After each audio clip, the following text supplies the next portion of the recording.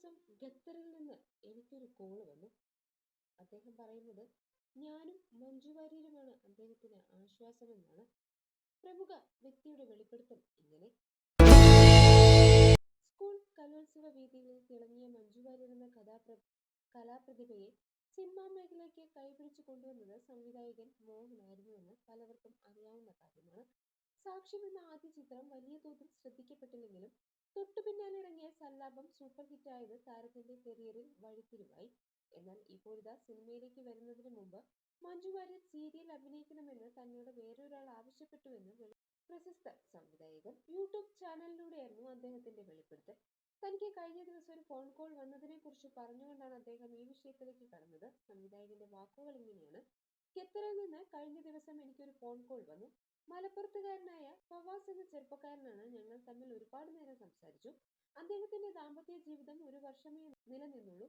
വലിയ കടമായതോടെ അതെല്ലാം തീർക്കാനായിട്ടാണ് ഖത്തറിൽ വന്നത് എന്നതടക്കമുള്ള തന്റെ വ്യക്തിപരമായ ഒരുപാട് കാര്യങ്ങൾ ഫവാസ് എന്നോട് പറഞ്ഞു തുടങ്ങി.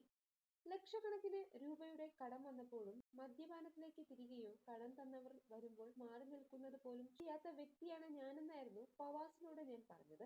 അവസാനം കിടപ്പാടം വിറ്റ് എല്ലാവരെയും കടം തീർത്ത് എന്നിട്ട് ഞാനിപ്പോൾ സന്തോഷമായി ജീവിക്കുന്നു. അതുകൊണ്ട് ഫവാസ് നിരാശപ്പെടരുതെന്ന് നിർദ്ദേശിച്ചു.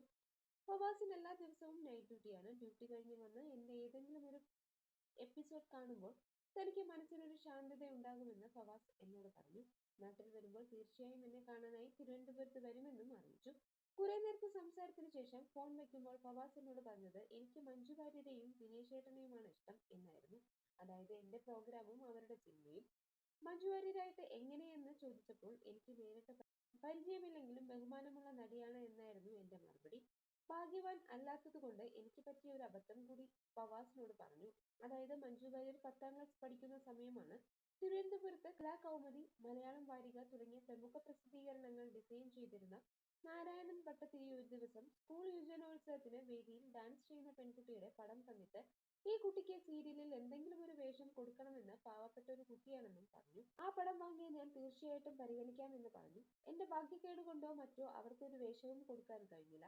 ചിലപ്പോൾ സീരിയലിൽ വന്നിരുന്നുവെങ്കിൽ ഇന്നത്തെ മഞ്ജു ആവില്ലായിരുന്നു. എന്നാൽ മഞ്ജുവിനെ ആദ്യമായിട്ട് അഭിനയിപ്പിച്ചത് ഞാനായിരുന്നു എന്ന് എനിക്ക് അഭിമാനത്തോടെ പറയാമായിരുന്നു. ഈ കഥ ഞാൻ ഫവാസിനോട് പറഞ്ഞുവെന്നും ശാന്തിവിള ദിനേശൻ പറയുന്നു.